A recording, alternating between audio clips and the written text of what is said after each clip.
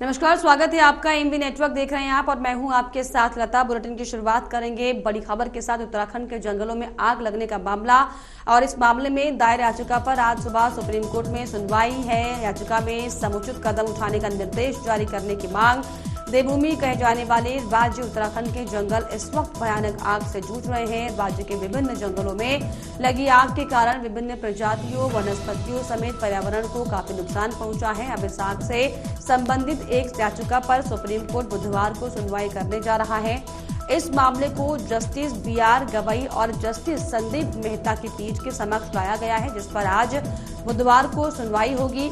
याचिका में वकील ने कहा है कि उत्तराखंड के कुमाऊं क्षेत्र में लगभग 44% जंगल जल रहे हैं और इसमें 90% आग मानव की गतिविधि के कारण लगी है। तो लगातार आपको बताएं कि जंगल में फैल रही आग को लेकर जो है आप सुप्रीम कोर्ट में सुनवाई होनी है। आपको बता दें, याचिका में समुचित आग को लेकर दरअसल सवाल उठाया गया था। साफ तौर पर यह भी बताया गया कि जो आग लगी है ये दरअसल मानव निर्मित है। हालांकि इस मामले में आज सुप्रीम कोर्ट में सुनवाई होनी है। समुचित कदम उठाने का निर्देश जारी करने की मांग जो है की जाएगी।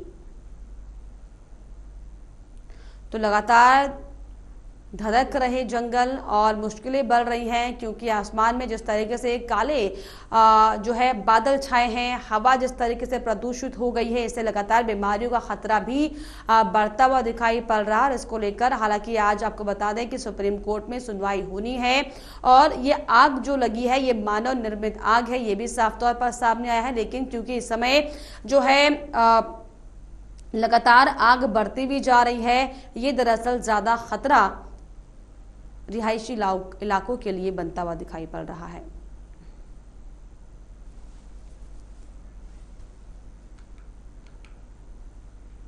आगे बढ़ेंगे। मुख्यमंत्री पुष्कर सिंह धामी का रुद्रप्रयाग का दौरा। थोड़ी देर में रुद्रप्रयाग के लिए रवाना होंगे सीएम पुष्कर सिंह धामी। रुद्रप्रयाग में चारधाम यात्रा की तैयारियों की समीक्षा करेंगे। दोपहर 1 बजे यात्रा की तैयारियों का स्थलीय निरीक्षण भी वो करेंगे। दोपहर 3 बजे मुख्यमंत्री करेंगे हवाई सर्वेक्षण।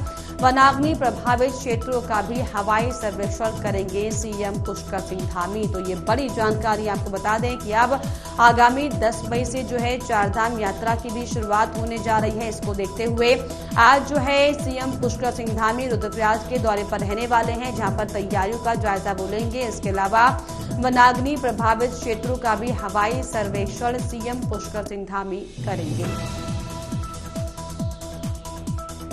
और इस पर ज्यादा जानकारी के लिए मेरे सहयोगी ब्यूरो चीफ पवन दीक्षित फोन लाइन पर जुड़ गए। पवन, आज जो है मुख्यमंत्री पुष्कर सिंह धामी रुद्रप्रयाग के लिए रवाना होने वाले हैं थोड़ी देर में, और क्या कुछ पूरा कार्यक्रम, हालांकि चारधाम यात्रा के मद्देनजर स्थलीय निरीक्षण वो करेंगे और वनाग्नि को लेकर भी जो है इसमें चर्चा की जाएगी।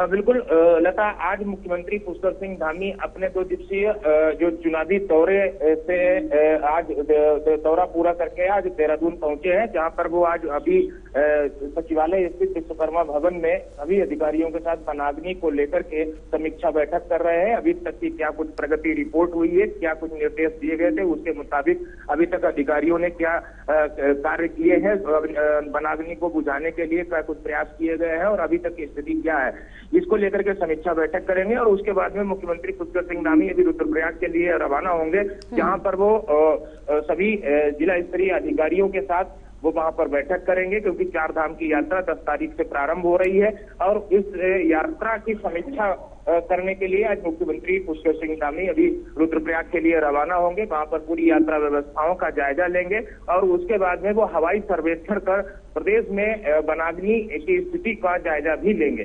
बिल्कुल। हालांकि जो है यात्रा में किस तरह की तैयारियां चल रही है, क्या कुछ व्यवस्थाएं की गई हैं उनको दुरुस्त करने को लेकर जो है खासतौर पर ये बैठक होगी सीएम पुष्कर सिंह धामी की।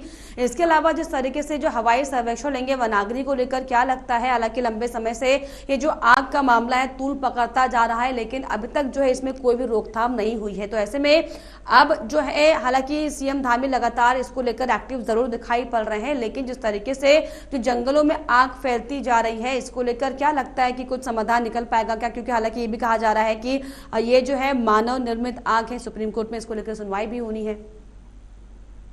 हाँ बिल्कुल लता, क्योंकि जिस तरह से लगातार वनाग्नि के फैलाव से तमाम वन्य जीवों को नुकसान हो रहा है, आम जनजीवन अस्त व्यस्त है, वहीं जो किसान है उनकी फसलें भी नष्ट हो रही हैं, साथ ही साथ वनाग्नि से जो वन संपदा है उसका बड़ा नुकसान देखने को मिल रहा है। तो ऐसे में जब इतनी बड़ी जो आपदा है, इससे जो नुकसान हो रहा है उससे कैसे बचा जाए और इस पर कैसे नियंत्रण पाया जाए, इसको लेकर मुख्यमंत्री लगातार समीक्षा बैठकें कर रहे थे। मुख्य सचिव को भी निर्देशित किया गया था और साथ ही आज मुख्यमंत्री इस सभी पहलुओं पर विचार करेंगे। आज सभी पहलुओं पर समीक्षा बैठक की जाएगी, जो भी होगा आवश्यक होगा उसको निर्देशित किया जाएगा। कल मुख्यमंत्री पुष्कर सिंह धामी ने अपने एक बयान भी दिया था कि जिसमें सेना की भी मदद ली गई है कि अब सेना भी इस वनाग्नि को बुझाने के लिए उसकी मदद ली जा रही है। साथ ही जिस तरह से कल मौसम ने भी कुछ करवट बदली है, कई जिलों में बारिश से भी कई जगह वनाग्नि में जो नई वनाग्नि जो उत्पन्न हो रही थी उसमें राहत मिली है। और आज समीक्षा बैठक के बाद में जो चाहे वो प्राकृतिक अप्राकृतिक तौर पर जो मानव निर्मित जिस तरह से जो आग है इस पर कैसे काबू पाया जाए, जिसमें अप्राकृतिक तौर पर बारिश कराने की भी व्यवस्थाएं की जा रही हैं। साथ ही साथ हेलीकॉप्टर से भी वनाग्नि बुझाने का कार्य किया जा रहा है। साथ ही जो वनाग्नि के लिए वन वाचर है उनकी नियुक्तियां की गई हैं। साथ ही जो अन्य जो समाज सेवी संस्थाएं हैं उनसे भी आग्रह किया गया है और स्थानीय लोगों से की भी मदद ली जा रही है।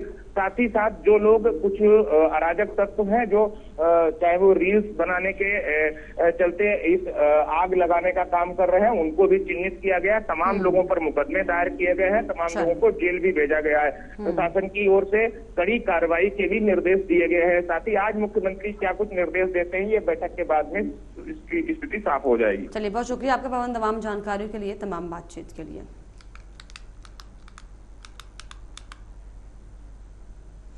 तो आपको बता दें कि आज जो है सीएम पुष्कर सिंह धामी जो है रुद्रप्रयाग के लिए रवाना होंगे, जहां पर कई महत्वपूर्ण जो है बैठकें होंगी, जिसमें चारधाम यात्रा को लेकर, इसके अलावा जिस तरीके से लगातार जंगलों में आग बढ़ रही है इसको लेकर भी खास जो हवाई सर्वेक्षण सीएम धामी की तरफ से किया जाएगा।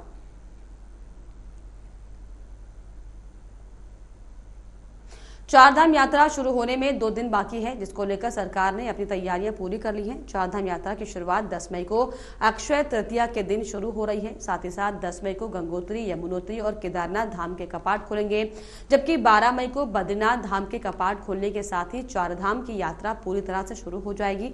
चारधाम यात्रा का उद्घाटन मुख्यमंत्री पुष्कर सिंह धामी हरी झंडी दिखाकर करेंगे। वहीं बीजेपी के मीडिया प्रभारी मनवीर चौहान ने कहा कि इस बार की यात्रा पिछले साल की तुलना में और भी ज्यादा बेहतर होगी।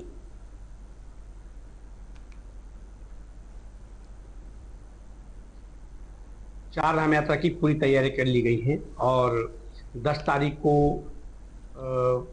यमुनोत्री, गंगोत्री और केदारनाथ जी के कपाट खुलने वाले हैं और यात्रा का शुभारंभ 9 तारीख को आदरणीय मुख्यमंत्री पुष्कर सिंह धामी जी हरी झंडी दिखाकर करेंगे।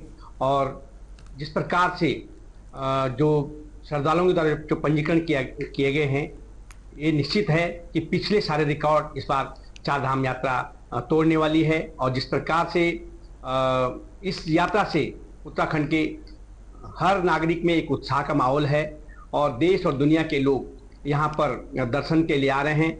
और इस समय तीर्थाटन के साथ साथ पर्यटन की दृष्टि से भी उत्तराखंड राज्य में देश और विदेश के यात्री आने वाले हैं।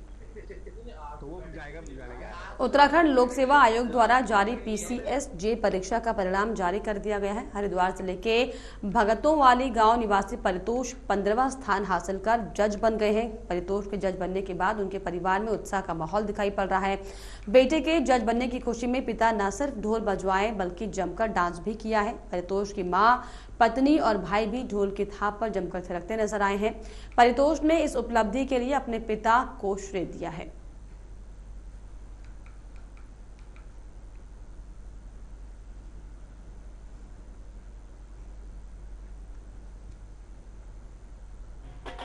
मैंने तैयारी करने के लिए सारी किताबों का पढ़ा है, अपनी अच्छे से उनका अध्ययन करा है और अपने पिताजी के मार्गदर्शन के साथ मैंने ये परीक्षा को उत्तीर्ण करा है। मैं इसकी सारी अचीवमेंट जो मैंने भी अचीव करा है वो सब मैं अपने फादर को, ब्रदर को और अपनी फैमिली को देना चाहूँगा। मेरी प्रारंभिक शिक्षा दिल्ली से हुई, केंद्रीय विद्यालय स्कूल से, सैनिक विहार स्कूल है। और मैंने अपनी LLB BLLB 5 वर्ष की Vivekananda institute of professional studies से करी है दिल्ली में। कब की थी ये? 2015 में मैंने कंप्लीट करी। इस बीच ये गैप रहा? मैं कैनरा बैंक में एज अ मैनेजर लॉ पे पद पे नियुक्त था और अभी भी हूँ। और इसी के साथ ही मैंने तैयारी करी जॉब के साथ साथ, और मैंने फाइनली ये अभी 3 कानून आए हैं सर, उससे बहुत सुधार होगा आगे। और हम जितना सहयोग उसमें अपना दे सकेंगे इस कानूनी प्रक्रिया में, वो हमारे जीवन का ही सबसे बड़ा उपलक्ष्य होगा सर। हाँ, तो मैं पिछले जब से LLM कर रहे थे, क्योंकि मेरे दो बेटे हैं। एक को मैं डॉक्टर बनाना चाहता था, एक डॉक्टर बना हुआ रेलवे में है, DMO के पोस्ट पर हरिद्वार में।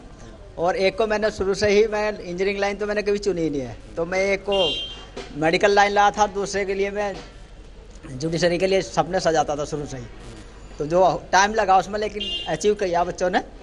तो जो हमने सोचा था मिला, थोड़ा लेट मिला, लेकिन अचीव किया बच्चों ने, अच्छा किया। और इसके लिए मैं काफ़ी प्रयास किया, बच्चों के साथ लगा रहता था। खूब डांस भी किया आपने जम के? मैं हमेशा खुश ही रहता हूँ। किसी का भी कोई फंक्शन हो, कहीं मैं जाता हूँ तो मैं डांस जरूर करता हूँ। मुग्गावाला थाना क्षेत्र के हरिद्वार हरिपुर डोंगिया गांव में हाथी ने कुचलकर एक बुजुर्ग को मौत के घाट उतार दिया, जबकि दूसरा व्यक्ति गंभीर रूप से घायल हो गया, जिसे अस्पताल में भर्ती कराया गया है। वहीं पुलिस ने शव को कब्जे में लेकर पोस्टमार्टम के लिए भेज दिया। वहीं परिजनों ने वन विभाग और पुलिस प्रशासन पर लापरवाही का आरोप लगाया। उनका कहना है कि बिना बताए हुए शव को पोस्टमार्टम के लिए ले गए। वहीं सिविल अस्पताल पहुंचकर हंगामा भी किया और मृतक के परिजनों को मुआवजे की मांग की है, जबकि वन विभाग के अधिकारियों का ये कहना है कि मामले में उचित जांच के बाद मुआवजा दिया जाएगा।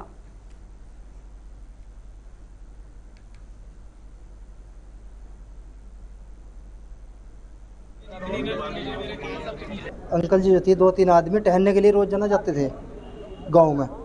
तो जी वहाँ जो है कहीं जंगली जानवर जो हाथी था आसपास ही होगा जी, वो मालूम नहीं कहाँ होगा। तो एकदम से जो है ना उनका मोमेंट हुआ, तो उन्होंने बड़ी बेरहमी से हाथी ने मेरे अंकल जी की जो है हत्या कर दी।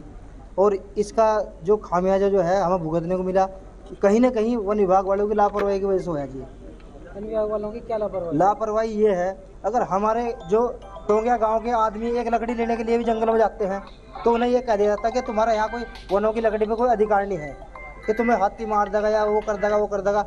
अगर भाई हमारे गांव में आके हाथी उसे मार रहा, किसी आदमी को मार रहा, तो वो किसकी जिम्मेदारी होगी? ये वन प्रशासन की नहीं है जी। तो इनका हाथी अपने हाथों क्यों रोक रहे हैं? पागल हाथी हो रहा हो, उसने कहीं हाथ से कर दिए।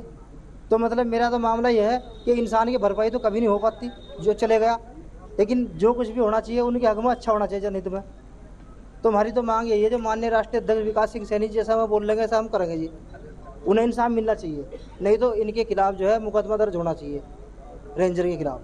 ये आज सुबह जो है खानपुर रेंज के अंतर्गत सामुंसर बीट है हमारी, भगवानपुर क्षेत्र में पड़ता है। वहाँ पर आज सुबह जो लगभग 5 बजे के आसपास एक हाथी ने गांव के एक आदमी को जो है मतलब कुचल कर मार दिया है और एक आदमी को घायल कर दिया है। घायल जो व्यक्ति हुआ है उसको हमने जो हॉस्पिटल में एडमिट कर दिया है, और एडमिट करने के साथ साथ मैं भी अभी वहाँ पर गया था। जो भी हमसे मदद हो रही है, जो सरकारी मदद होती है उसको हम दे रहे हैं। और ये जो प्रकरण इनका पोस्टमार्टम के लिए यहाँ पर उन्होंने डेड बॉडी ला रखी है, मैं भी यहाँ पे हूँ और पुलिस के लोग यहाँ पे आ रखे हैं। उसके पोस्टमार्टम की कार्रवाई चल रही है और जो भी हम अपनी तरफ से मुआवजा देते हैं, जो विभागीय जो मुआवजा होता है उसके लिए भी हम जो है त्वरित मैंने मंगा दिया है और अभी उनको जो है मुआवजा भी हम लोग इनको दे देंगे, जो फौरी तौर पे देते हैं मुआवजा।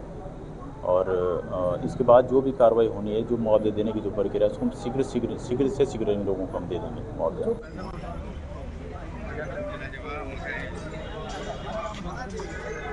लुड़की के आजाद नगर चौक पर स्थित जियो ऑफिस में कुछ लोगों ने जमकर तोड़फोड़ की। सूचना मिलते ही गंगनहर कोतवाली पुलिस मौके पर पहुंची और वहीं ऑफिस में लगे सीसीटीवी कैमरे में ये घटना कैद हो गई। इस पूरे मामले की कर्मचारियों से जानकारी ली जा रही है। आपको बता दें कि अभी तक पुलिस को इस मामले में कोई तहरीर नहीं मिली है।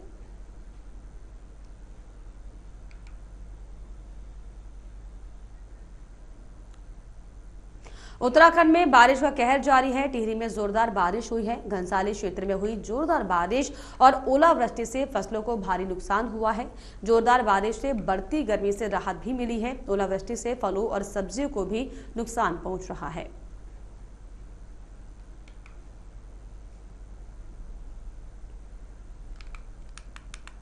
तो फसलों और सब्जियों को लगातार जो है नुकसान पहुंच रहा है ओलावृष्टि और बारिश से। हालांकि मौसम विभाग ने फिलहाल जो है कुछ दिन मौसम में इस तरीके से तापमान में गिरावट होने की बात कही है। बारिश और ओलावृष्टि से लगातार जो किसान हैं वो निराश दिखाई पड़ रहे हैं।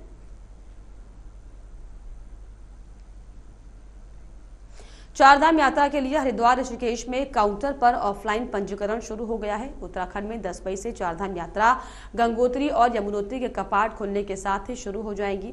ऐसे में सरकार ने अब ऑनलाइन के साथ ही ऑफलाइन पंजीकरण की सुविधा दी है। पर्यटन विभाग की ओर से चारधाम यात्रा के लिए तैयारियां पूरी हो गई है। हरिद्वार ऋषिकेश में सुबह 7 से शाम 7 बजे तक पंजीकरण किए जा रहे हैं। तो चारधाम के लिए अब ऑफलाइन जो है पंजीकरण की शुरुआत हो चुकी है। पर्यटन विभाग की ओर से तैयारियां जो है वो लगभग पूरी कर ली गई हैं। आपको बता दें कि 10 मई से चारधाम यात्रा की जो तैयारियां हैं वो तैयारियां जो है वो पूरी कर ली गई हैं। 10 मई से जो है यात्रा की शुरुआत होगी। इसी पर ज्यादा जानकारी के लिए मेरे सहयोगी इंतजार रजा मेरे साथ जुड़ गए। इंतजार, अब जो है ऑफलाइन भी पंजीकरण शुरू हो चुका है, क्या कुछ जानकारी? बिल्कुल लता, देखिए बता दूं आपको, आने वाली 10 मई से चारधाम यात्रा की जो शुरुआत है वो होने वाली है। और जिस तरीके से मैं बता दूं आपको कि गंगोत्री यमुनोत्री के कपाट खुलने के साथ ही जो चारधाम यात्रा है वो 10 मई से शुरू हो जाएंगी, जिसको लेकर प्रशासन स्तर पर या फिर शासन स्तर पर और सरकार के द्वारा तमाम जो तैयारियां हैं वो कर ली गई हैं। और ऑनलाइन जो रजिस्ट्रेशन थे वो बंद किया गया था, लेकिन आज से हरिद्वार की बात करूं या फिर ऋषिकेश की बात करूं, दोनों जगह ही जो पर्यटन विभाग के काउंटर्स है वो लगा दिए गए हैं। और वहीं से ऑफलाइन जो पंजीकरण है वो आज से शुरू हो जाएंगे। और सुबह 7 बजे से जो पंजीकरण है वो शुरू हो गया था और शाम 7 बजे तक जो ऑफलाइन पंजीकरण है वो लगातार हरिद्वार और ऋषिकेश में यहाँ पर किया जा सकता है। जिससे और अगर अन्य तैयारियों की लता बात की जाए तो मुख्यमंत्री पुष्कर सिंह धामी के द्वारा सभी जिलों के जिलाधिकारियों के साथ ही समीक्षा बैठकें लगातार यहाँ पर की जा रही है, वीडियो कॉन्फ्रेंसिंग यहाँ पर की जा रही है। आज भी एक स्पेशल बैठक चारधाम यात्रा को ऐसे में इंतजार, अगर हम ऑफलाइन पंजीकरण की बात करें तो अब तक जो है समथिंग कितनी पंजीकरण हो चुके हैं, लोगों का कितना उत्साह ऑफलाइन पंजीकरण में, क्योंकि ऑनलाइन तो लगातार जो है लाखों जो है पंजीकरण हो चुके हैं, ऑफलाइन किस तरीके से और क्या लोगों को कोई दिक्कतें तो नहीं आ रही हैं ऑफलाइन पंजीकरण करने में?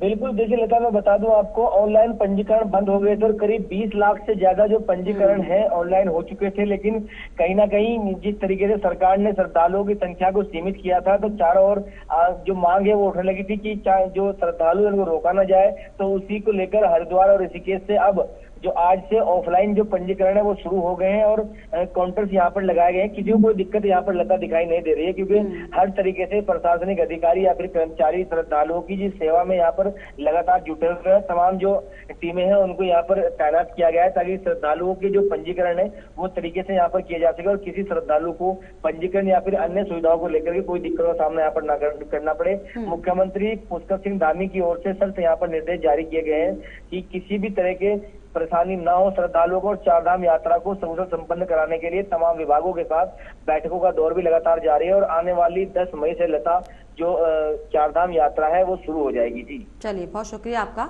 इंतजार, तमाम जानकारियों के लिए, तमाम बातचीत के लिए। तो 10 मई से आपको बताएं कि चारधाम यात्रा जो है वो शुरू हो जाएगी, जिसके लिए ऑफलाइन पंजीकरण जो है वो शुरू कर लिए गए हैं।